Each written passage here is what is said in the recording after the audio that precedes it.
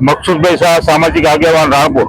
પહલગામમાં આતંકીઓ દ્વારા 27 નિર્દોષ લોકોની જે હત્યા કરવામાં આવી છે એને શ્રદ્ધાંજલિ આપવા માટે અને આતંકવાદને જડમૂળમાંથી નેસ્ત નાબૂદ કરવા માટે થઈને આયોજન કરવામાં આવેલ છે। આપના દ્વારા સરકારમાં કેવી માંગણી છે કે કેવી કાર્યવાહી સરકાર દ્વારા થવી જોઈએ? અમે સરકારને વિનંતી કરીએ છીએ કોંગ્રેસના એક આગેવાન તરીકે કે કોંગ્રેસ તમારી સાથે છે।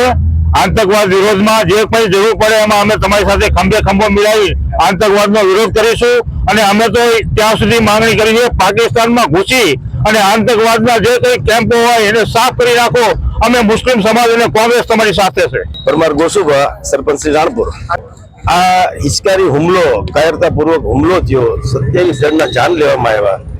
ત્યારથી લઈ સમાચાર સાંભળી આખું રાણપુર તાલુકો આ બનાવથી બહુ એકદમ નિંદા કરે છે અને આવા કૃત્યો ભવિષ્યમાં ન થાય એના માટે કંઈક ને કંઈક આયોજન કરવું અને મૃતકોને શ્રદ્ધાંજલિ આપવી અને જે કંઈ છે એમને પણ જલ્દી સ્વાસ્થ્ય સારું રહે એના માટે આ રેલીનું આયોજન કર્યું છે।